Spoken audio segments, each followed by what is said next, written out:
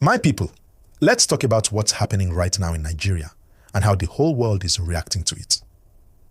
Something big is going on and everybody is watching closely. You've seen the headlines. A US rights organization has stepped in, taking a bold step about Nnamdi Kanu's case, and many people are saying that this new move has put President Tinubu in a very tight corner. Yes, this is one of those moments when politics, justice, and international attention all mix together.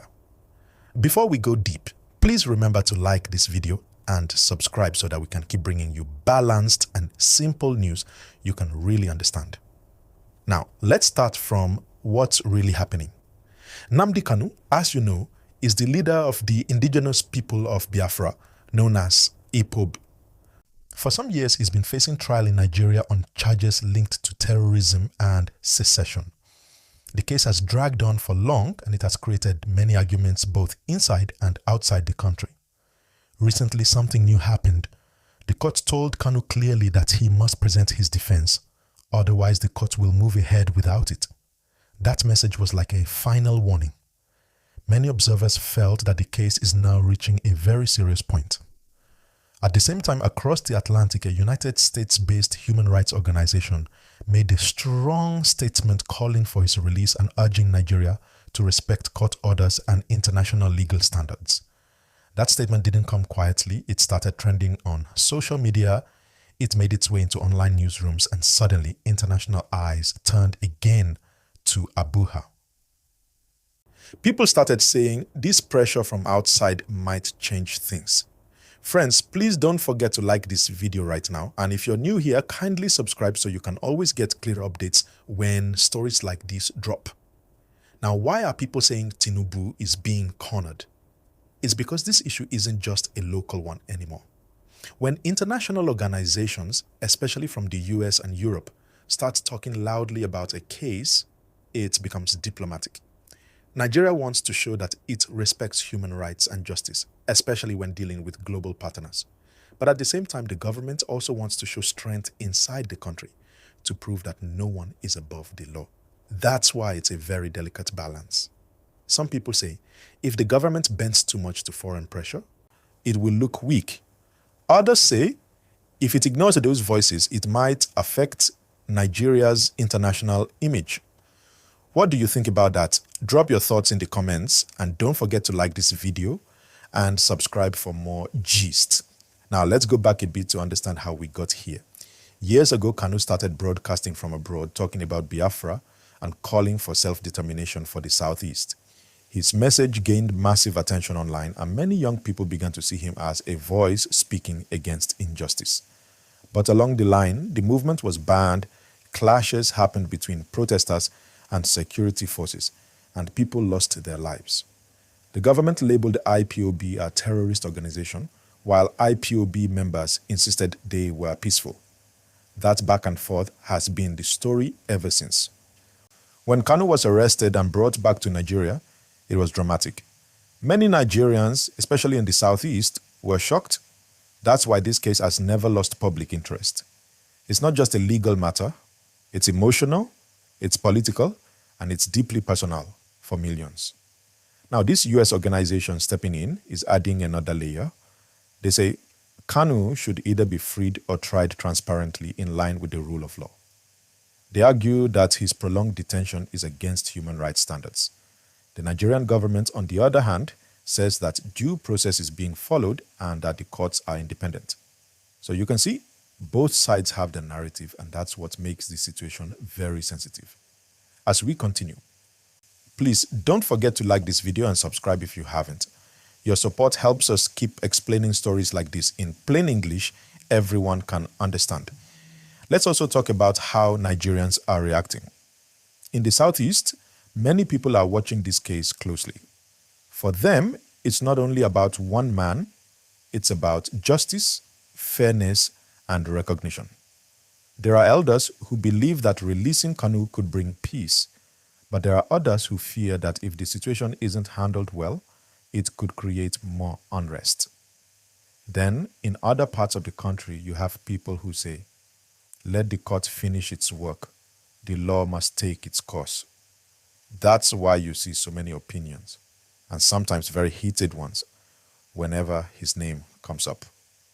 Meanwhile, abroad, Nigerians in the diaspora have been organizing peaceful campaigns, sending letters to lawmakers, and appealing to human rights groups.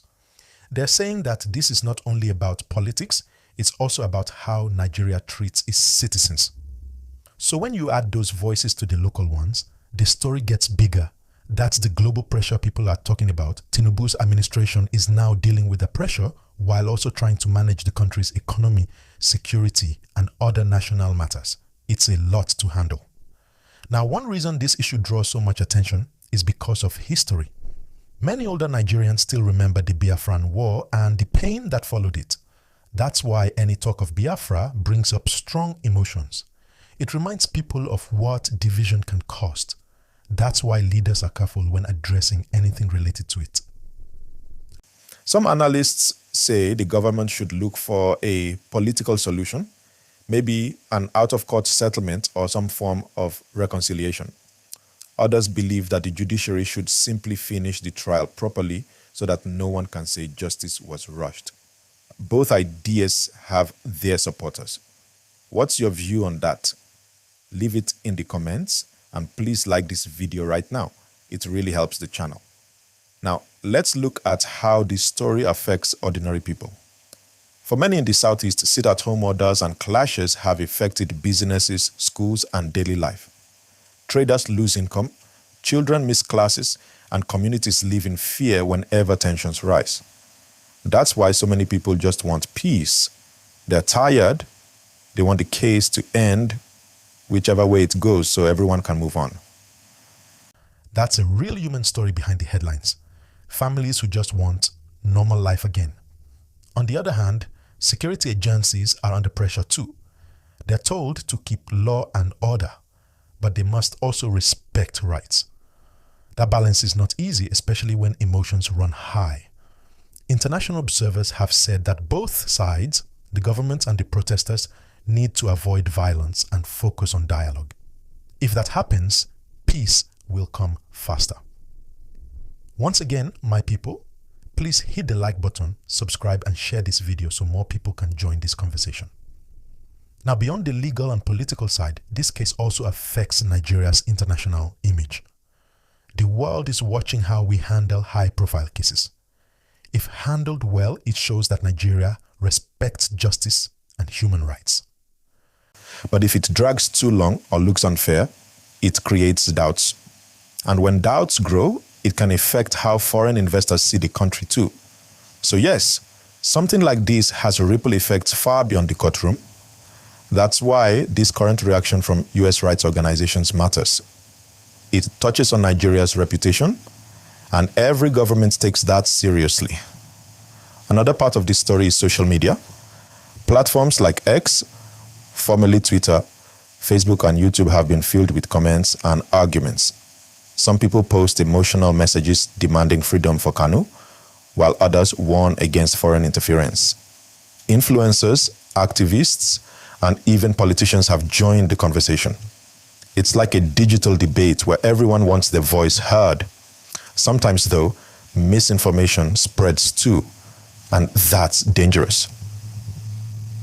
That's why channels like this one try to bring you clean, verified information in calm language. So again, please like and subscribe if you value that. Let's talk briefly about the legal process. The Nigerian legal system allows both the prosecution and defense to present their sides. The court's recent warning to Kanu is a serious one. It means the case is moving towards a conclusion. If he decides to represent himself, that's his right, but it also carries risk. Legal experts have said that representing yourself in such a complex case can be challenging. Still, everyone hopes the process will be fair, open, and lawful. Only that kind of process can bring closure. Some political analysts say the government might consider a political resolution if it sees that the legal route is creating too much tension. That could be in the form of dialogue or negotiation. Others say that would be risky because it might look like the government is giving in to pressure. It's a difficult situation either way. And that's why people describe it as Tinubu being cornered, because whatever decision he makes will have political consequences. If he acts one way, some groups will cheer. If he acts another way, others will criticize. That's the nature of leadership in a complex democracy.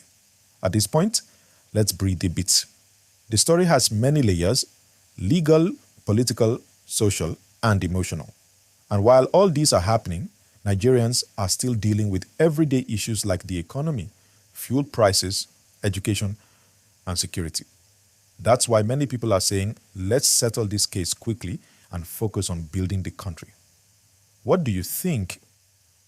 Drop your thoughts below, and yes, please like this video and subscribe. It helps more people find honest, simple news. Now, internationally, other African observers are also paying attention. Some African Union voices have quietly said they hope Nigeria will handle this matter in line with human rights. Nigeria is seen as a big brother on the continent. How we handle dissent and justice affects how other countries see us. So the outcome of this case could become an example, good or bad, for others. That's why it's important that everything stays peaceful, lawful, and transparent. Friends, if you notice, the louder the international conversation grows, the more careful the Nigerian government becomes in its official statements. That's a good thing. It means there's awareness that the world is watching. It also means the public needs to stay calm. No matter what side you support, remember that peace and justice should go together. Violence never solves anything. Dialogue and law do. And once again, kindly like this video and subscribe to support this calm discussion space. Let's think about Kanu himself for a moment. He's been in detention for a long time now. That's not easy for any person. The psychological and emotional toll must be huge. His supporters believe he's being unfairly treated, while others argue that he broke the law. But one thing everyone agrees on is that he deserves a fair trial. And the sooner the case concludes, the better. The longer it drags, the more tension builds, and that's not good for the country. We all need closure.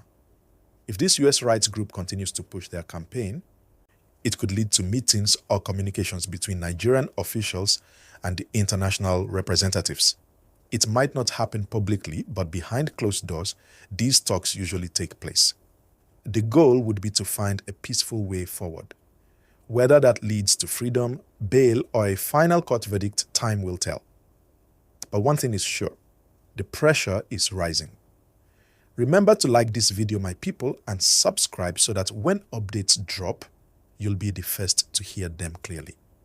Now let's discuss what could happen next. The court might fix new dates, Kanu might decide to bring back lawyers, or he could continue representing himself. If the trial continues smoothly, we might get a verdict soon. But if anything delays it again, the story will remain alive and foreign voices will keep talking. Meanwhile, the government will be trying to balance peace in the southeast with national security. It's not an easy equation. Every step must be careful. If there's one lesson from all these, it's that leadership requires balance.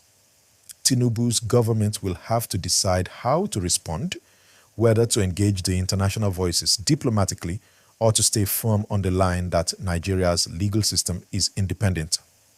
Whatever happens, communication will matter. When people understand what's going on, tensions reduce. Silence, on the other hand, allows rumors to grow. That's why transparency will be key moving forward. At this point, my dear viewers, if you've been watching till now, thank you so much. Please hit the like button if you haven't done so, and subscribe to stay updated. Your engagement helps a lot. Let me know in the comments. Do you think international involvement helps or makes things more complicated? I'll be reading every comment respectfully.